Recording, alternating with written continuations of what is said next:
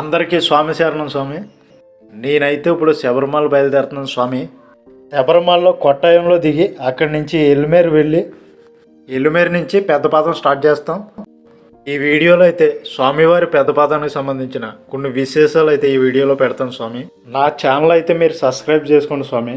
Please share and subscribe my channel. ఓం శ్రీ స్వామియే శరణయ్యప్ప. తల్లి గోదావరి సాక్షిగా రాజమండ్రి స్టేషన్ నుంచి శబరిమల యాత్ర కొనసాగిస్తున్నాం స్వామి. ఇప్పటికైతే పోదునూరు వచ్చాం స్వామి. చెన్నై లాస్ట్ అంటే ఇది. ఇక్కడి నుంచి మనకి కేరళ స్టార్ట్ అయిపోతుంది. కేరళ స్టేట్ అనగానే మనకి ముందుగా గుర్తొచ్చేది పచ్చని కొబ్బరి తోటలు. పచ్చని కొబ్బరి తోటల మధ్యలో ఈ కొండల మధ్యలో ట్రైన్ జర్నీ మనం బాగా ఎంజాయ్ చేస్తాం స్వామి. వీడియో లెంత్ పెంచకూడదని నేను డైరెక్ట్గా అయితే ఓవర్ స్వామివారి మసీద్కి వచ్చాం. మీరు వెనక చూస్తున్నది ఓవర్ స్వామివారి మసీదు. ఇక్కడ పేటతొల్లి కూడా ఆడతారు స్వామి. ఇప్పుడైతే మనం ఎలిమేరు నుంచి పెద్దపాదం స్టార్ట్ చేసాం. ఇప్పుడు కరెక్ట్గా టైం వచ్చేసి 4 అవుతుంది స్వామి. సాయంత్రం 4 స్వామి. ఇప్పుడైతే మేము ఎలిమేరు ఓవర్ స్వామిని దర్శించుకుని ఇక్కడి నుంచి పెద్దపాదం స్టార్ట్ చేసాం. నేను ఇంకో 4 స్వాములు కలిసి. నెక్స్ట్ మనం ఒక 2 గంటల ఎక్కడి వరకు వెళ్తామో నెక్స్ట్ వీడియోలో పెడతాను స్వామి. ఎలిమేరు ఓవర్ స్వామివారి మసీదు నుంచి స్టార్ట్ అవ్వగానే పెద్దపాదం మీకు ఫస్ట్ అయితే తార్ రోడ్డు తగులుతుంది స్వామి. ఈ తార్ రోడ్డు వచ్చేసి మీకు ఎగ్జాక్ట్గా చెప్పాలంటే ఒక 8-9 కిలోమీటర్లు ఉండొచ్చు. ఈ చుట్టూరు మీరు చూస్తున్నారు కదా అటు ఇటుని, అవి ఏంటంటే మీకు ఈ రబ్బర్ చెట్లు అన్నమాట. రబ్బర్ ఫార్మింగ్ ఎక్కువ జరుగుతుంది ఇక్కడ. వీళ్ళైతే ఇక్కడ ఈ చెట్ల నుండి రబ్బర్ పాలు సేకరించి మనకి రబ్బర్ వాడతాం కదా, రబ్బర్ని తయారు చేస్తారు. మీకు వెళ్ళే మార్గంలో షాపులు కూడా ఉంటాయి స్వామి. అంటే మనకి ఏమన్నా వాటర్ కావాలన్నా, వాటర్ తాగాలన్నా, ఏమన్నా ఫ్రూట్స్ గట్రా తినాలన్నా ఈ షాపుల్లో కొనుక్కోవచ్చు. అంతేకాదు మనకి నడకలోని యాత్రలో బ్యాలెన్స్నిచ్చే కర్రలు ఇంకా సాక్సులు కూడా ఇక్కడ ఈ షాపుల్లో అవైలబుల్గా ఉంటాయి.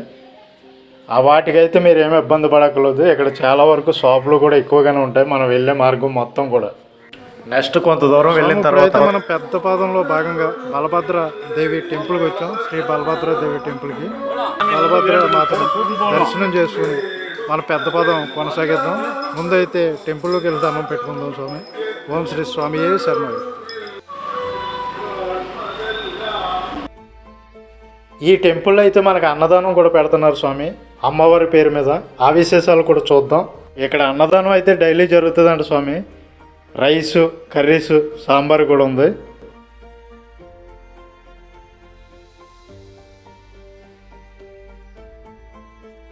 ఇక్కడ అయితే మనకు ఫస్ట్ చెక్ పోస్ట్ అయితే స్టార్ట్ అయింది స్వామి.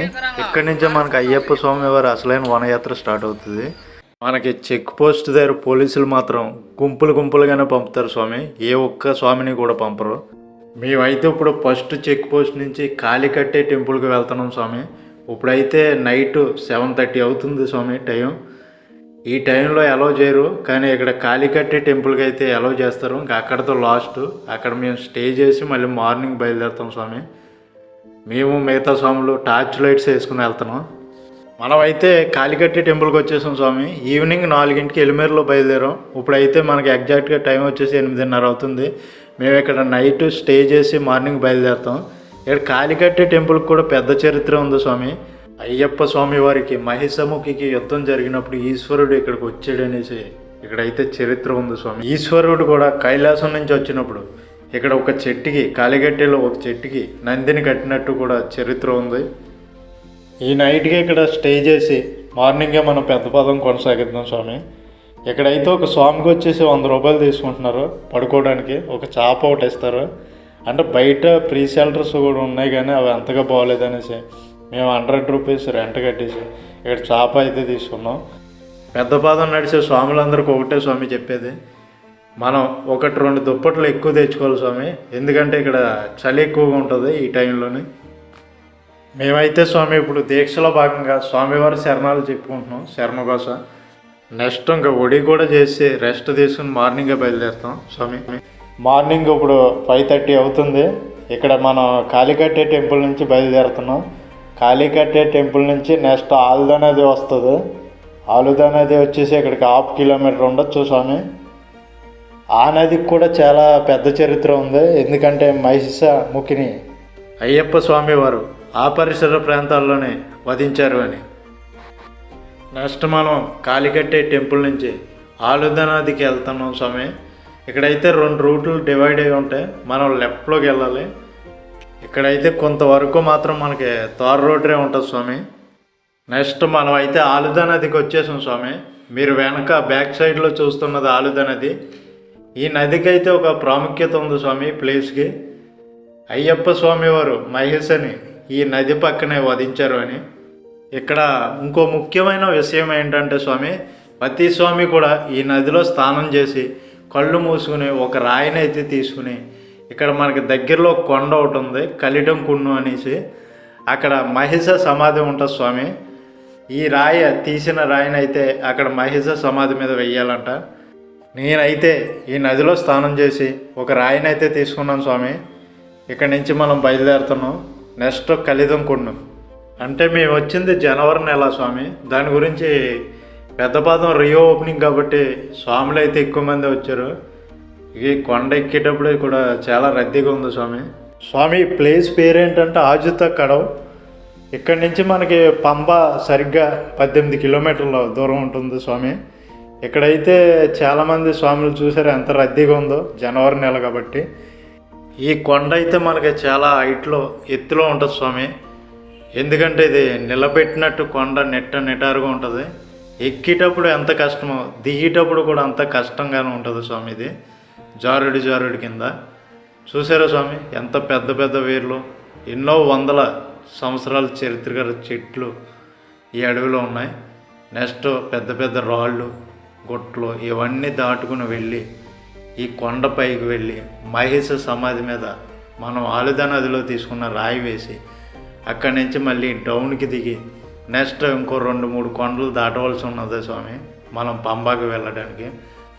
చూడండి స్వామి ఎంత నిలువుగా ఉందో కొండ. ఇది హైట్లోకి ఇదంతా హైట్ స్వామి, అంతే డౌన్ దిగవలసి ఉంటుంది. మేమైతే కొంత ఎత్తి ఎక్కిన తర్వాత మేము అల్పాహారానికి ఆగాం స్వామి. అల్పాహారం తినేసి వాడు మళ్ళీ మా ట్రెక్ స్టార్ట్ చేస్తాం. ఇక్కడ ప్రతి స్వామి కూడా ఫ్రూట్స్ తెచ్చుకుంటే మంచిది స్వామి కూడా. స్వామి చాలామంది పెద్ద పాదం అంటే ఈజీ అనుకుంటారు, కాదు స్వామి, చాలా కష్టంగా ఉంది ఇది. ఎందుకంటే మనకి ఇక్కడ ఈ నిటారు కొండ మీద నలిచి వెళ్ళడం అంటే ఆవేశం వచ్చేస్తుంది స్వామి. ఒక పక్క నుంచి ఒక పక్కేమో కాళ్ళకి చెప్పులు ఉండవు స్వామి. దాని గురించి రాళ్ళు పెద్ద పెద్ద రాళ్ళు కసకసమని దిగిపోతున్నాయి లోపల కాళ్ళల్లోని. అయినా కూడా ఒకటే స్వామి, అయ్యప్ప స్వామి వారి మీద భక్తితోటే ఈ కొండలు ఎక్కగలుగుతున్నారు ప్రతి స్వామి కూడా. వెనకాల చూశారు స్వామి ఎంతమంది స్వాములు ఉన్నారు. ఇందులో కన్య స్వాములు ఉన్నారు, బాగా పెద్ద పెద్ద వయసు అయిపోయిన స్వాములు కూడా ఉన్నారు స్వామి. ఓన్లీ అయ్యప్ప స్వామి వారి మీద భక్తితోటే ఎక్కగలుగుతున్నారు. కానీ ఒకటే స్వామి, ఇక్కడి నుంచి అసలైన ట్రెక్ అయితే మనకి స్టార్ట్ అవుతుంది స్వామి. ఎందుకంటే పంబా వరకు కూడా కొండలు ఎక్కడం దిగడం ఉంటుంది స్వామి. ఓం శ్రీ స్వామి శరణయ్య. ఇదంతా కూడా మనకి ఎలిఫెంట్స్ ఎక్కువ తిరిగే ప్రదేశాలు స్వామి. దాని గురించి ఎవరైనా సరే గుంపులుగా వెళ్ళాలి, ఒక్కలో వెళ్ళకూడదు అనేసి పోలీసులు అయితే మనకి హెచ్చరిస్తూనే ఉంటారు. ఒకటి మాత్రం గుర్తుంచుకోండి స్వామి, ఈ కొండ అయితే చాలా బ్యాలెన్స్డ్గా ఎక్కాలి. ఎవరినొకరిలో సపోర్ట్ తీసుకునో లేదంటే కర్ర సపోర్ట్ తోటి.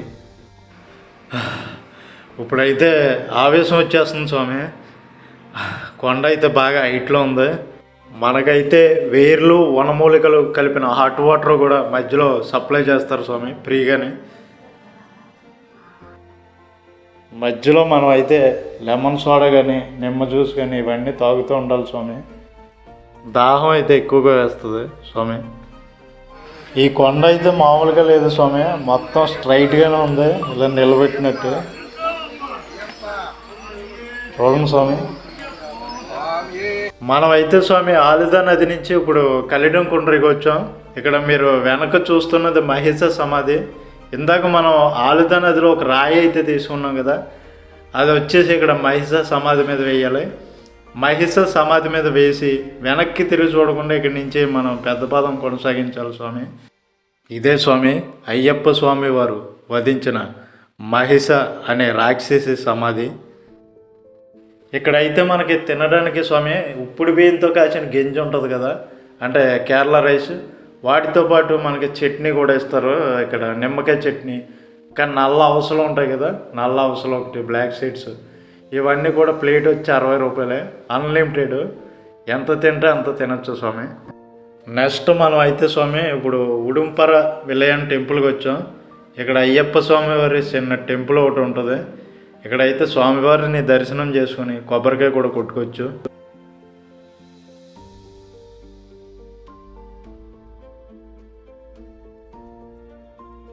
ముందైతే కొండ ఎత్తి ఎక్కువం కదా స్వామి, ఇప్పుడైతే డౌన్లోకి దిగుతున్నాం. డౌన్ కూడా చాలా క్రిటికల్గానే ఉంది స్వామి. కొంతమంది స్వాములు అయితే జారిపోతున్నారు కిందకి.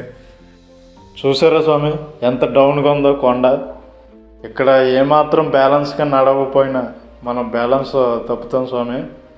ఎందుకంటే ఇది చాలా జారుడుగా ఉంటుంది స్వామి. ఇటు అటు కూడా పెద్ద పెద్ద లోయల కింద ఉంటాయి. అందుకనే ఏ స్వామి అయినా సరే ఇక్కడికి వచ్చిన తర్వాత ఈ కొండ ఎక్కేటప్పుడు చాలా బ్యాలెన్స్గా దిగవలసి ఉంటుంది. చెట్టు చూసారా మనం వెళ్ళే మార్గంలో ఎంత భారీగా ఉందో. అడుగు మొత్తానికి ఇదే పెద్ద చెట్టు అనుకుంటున్నాను స్వామి. ఇక్కడ మనకు ఒక చెక్ పోస్ట్ తగులుతుంది స్వామి. ఇక్కడ షాపులు కూడా అవైలబుల్ ఉంటాయి చెక్ పోస్ట్కి యువతల. ఇప్పుడైతే టైగర్ ఫారెస్ట్లోకి ఎంటర్ అయిపోయాం. ఇదంతా కూడా టైగర్ ఫారెస్ట్ అన్నమాట. పోలీస్ సెక్యూరిటీ బందోబస్తు ఇదంతా కూడా మామూలుగా లేదు. ఇంకోటి ఏంటంటే ఇక్కడ ఏమన్నా సిగరెట్లు కానీ బీడీలు కానీ ఏమన్నా ఉంటే చెక్ చేసి స్వాముల దగ్గర తీసుకుంటున్నారు. ఎందుకంటే ఇక్కడ నుంచి పంబాకి వెళ్ళే రూట్ ఇది. దాని గురించి పవిత్రంగా ఉండాలనేసి ఏమన్నా స్వాముల దగ్గర ఉంటే చెక్ చేసి తీసుకుంటున్నారు. ఇప్పుడైతే మనం టైగర్ ఫారెస్ట్లోకి ఎంటర్ అయిపోతున్నాం స్వామి. ఇదంతా టైగర్ జోను. మధ్య మధ్యలో మనకి చిన్న చిన్న వాటర్ ప్రవాహాలు కూడా తగులుతూ ఉంటాయి స్వామి. అంటే ఇక్కడ జంతువులు వాటర్ తాగడానికి కూడా వస్తూ ఉంటాయంట. ఇందులో జలగలు కూడా ఉంటాయి చిన్న చిన్నవి, మనకు తెలియకుండానే కొడుతూ ఉంటాయి. ఇదంతా టైగర్ ఫారెస్ట్ కాబట్టి చాలా జాగ్రత్తగా ఉండాలి స్వామి. నెక్స్ట్ మీరు చూస్తున్నది అయితే ఏనుగుపేడ. అది ఏనుగుపేడ అయితే మీకు ఎక్కడ పడితే అక్కడ కనిపిస్తూనే ఉన్నాయి. ఎందుకంటే మనం లేని టైంలో ఇక్కడ ఏనుగులు సంచరిస్తూ ఉంటాయంట. అంటే ఇప్పుడు జనాలు తిరగడం వల్ల రావట్లేదు అవి. ఇదిగో స్వామి ఎక్కడ చూసిన ఏనుగు పేడలు కనిపిస్తూ ఉంటాయి. ఈ వాటర్ కూడా మీకు ఎన్నో కొండలు దాటి వస్తాయి కాబట్టి ఎన్నో వనమూలికలు కలిసి ఉంటాయి దీంట్లోనే. ఇది మీరు డ్రింకింగ్ వాటర్ కింద కూడా తాగొచ్చు స్వామి. ఒక పెద్ద చెట్టు అయితే ఇక్కడ దారికి అడ్డంగా పడిపోయింది. దాన్ని ఏమో దారికి అడ్డుగా లేకుండా పక్క తొలగించారు. చూసారా స్వామి ఎంత పెద్ద చెట్టు ఉంది ఇది. ఆ చెట్టు అయితే పడిపోవడం వల్ల పక్కకి దొర్లించలేక కట్ చేశారు అనుకుంటున్నాను స్వామి. ఎంత పెద్ద చెట్టు ఉంది స్వామి అడుగు మొత్తానికి. ఇక్కడ నుంచి మీరు కొద్దిగా డౌన్ దిగవలసి ఉంటుంది. ఇక్కడ డౌన్ దిగిన తర్వాత మనకి పుదుచ్చేరి స్టార్ట్ అవుతుంది. ఇక్కడ నుంచి పుదుచ్చేరి స్టార్ట్ అయింది స్వామి. మీకు ఎదురుగా కనిపిస్తుంది కదా స్వామి, ఆ కొండ దాటి అవతలకి వెళ్తే మనకి పంబా రివరు.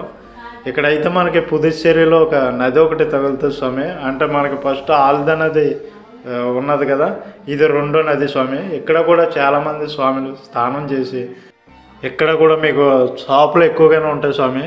అందుచేత ఇక్కడ ఏమన్నా మీరు తినవలసినవి ఉంటే తిని ఇక్కడ నుంచి కూడా స్వాములు అందరూ ట్రెక్ మొదలు పెడతారు. ఇక్కడ మీరు వాటర్ ఉంది కదా స్వామి, వాటర్ కుంట, ఇందులో వాటర్ కూడా డ్రింకింగ్ వాటర్ మేము తాగాం. ఎందుకంటే ఎన్నో కొండల్లో నుంచి కొట్టుకుని వస్తాయి ఇవి. వనమూలికలు కలిసి ఉండటం వల్ల హెల్త్కి చాలా మంచిది స్వామి. ఇదైతే చాలా స్వచ్ఛమైన వాటర్ స్వామి, తేటగా ఉంటాయి. ఇక్కడ మనం ఎక్కుతున్న కొండ అయితే కరిమల కొండ స్వామి ఇది. ఇక్కడ మనకి ఇది చాలా నిటారుగా ఉంటుంది. సో మీకు ఈ కొండ మధ్యలోని కూడా మెడికల్ క్యాంప్స్ కూడా ఉంటాయి. అంటే ఎవరైనా ఎక్కి ఆవేశపడే వాళ్ళకి, బీపీ షుగర్ ఉన్న వాళ్ళకి బీపీ గట్రా చెక్ చేస్తూ ఉంటారు. నెక్స్ట్ కాళ్ళకి రాసుకునే ఆయుర్వేదిక్ ఈ మెడిసిన్స్ కూడా, క్రీమ్లు కూడా ఇస్తూ ఉంటారు ఇక్కడ స్వామి. ఇది అయిపోయిన తర్వాత పెరియన్ వట్టం, చెరియన్ వట్టం ఇవి కూడా ఉంటాయి కొండలో. ఇవి దాటిన తర్వాత మనకి బంబర్ రివర్ వస్తుంది స్వామి. కొండ ఎక్కి దిగుతుంటే మాత్రం మామూలుగా నొప్పులు రావట్లేదు స్వామి. కాళ్ళు ప్రెషర్ అంతా కూడా మీకు మోకాళ్ళ మీద పడుతుంది స్వామి. పెద్ద పదం మొత్తంలో బిగ్గెస్ట్ టాస్క్ ఏమన్నా ఉందంటే అది కరిమల కొండ ఎక్కడం స్వామి. ఇప్పుడు మనం ఎక్కేది కరిమల కొండ స్వామి. ఈ కరిమల కొండకు కూడా చరిత్ర ఉంది స్వామి. సాక్షాత్ అయ్యప్ప స్వామి వారు ఇక్కడ ఇక్కడ చిన్న టెంపుల్ ఉంది కదా, ఈ టెంపుల్ పక్కన బావి ఉంటుంది. ఆ బావిలో వాటర్ తాగారంట అయ్యప్ప స్వామి వారు. ఎంత ఎత్తులో ఉన్న బావిలో 360 రోజులు కూడా వాటర్ అవైలబుల్ ఉంటుందంట స్వామి. నెక్స్ట్ మనం అయితే కరిమలకొండ దిగుతున్నాం స్వామి కిందకి. దీని తర్వాత వలియనవట్టం, చెరియనవట్టం దాటిన తర్వాత మనకి మహాపుణ్య నది పంబాకి చేరుకుంటాం. పంబా నది అయితే మనకి ఎంతో దూరంలో లేదు స్వామి. మీకు పంబా నది నుంచి అయ్యప్ప స్వామి వారి దేవస్థానానికి సన్నిధికి చేరుకోవాలంటే ఎగ్జాక్ట్గా 7 కిలోమీటర్లు. చివరికి మనం అయితే స్వామి వలియనవట్టం, చెరియనవట్టం దాటేసి ఇక్కడ మహానది అయిన పంబాకి చేరుకున్నాం స్వామి. మనం మార్నింగ్ అయితే 5:30కి బయలుదేరాం స్వామి కాళీకట్టు టెంపుల్ నుంచి. ఇప్పుడైతే మనకి నైట్ 9 అయింది స్వామి. 9 కల్లా ఇక్కడ పంబాలో చేరుకున్నాం స్వామి. ఇక్కడైతే మనం నైట్ రెస్ట్ తీసుకుని మార్నింగ్ స్వామివారి సన్నిధానానికి చేరుకుందాం. మార్నింగ్ 5:30కి అయితే మేము స్వామివారి సన్నిధానానికి బయలుదేరాం స్వామి. ఇక్కడ నుంచి మనకి ఎగ్జాక్ట్గా సన్నిధానం వచ్చేసి 6 కిలోమీటర్లు ఉంటుంది. ఇది జనవరి నెల కాబట్టి రష్ కొద్దిగా ఎక్కువనే ఉంది స్వామి. స్వాములంతా వచ్చి చేరుకున్నారు. ఏదేమైతేనో స్వామి ఫైనల్లీ స్వామివారి దర్శనానికి అయితే మనం చేరుకున్నాం. స్వామివారిని దర్శించుకుని ఇడుముళ్ళు ఇచ్చుకుందాం. ఓం శ్రీ స్వామియే శరణం అయ్యప్ప.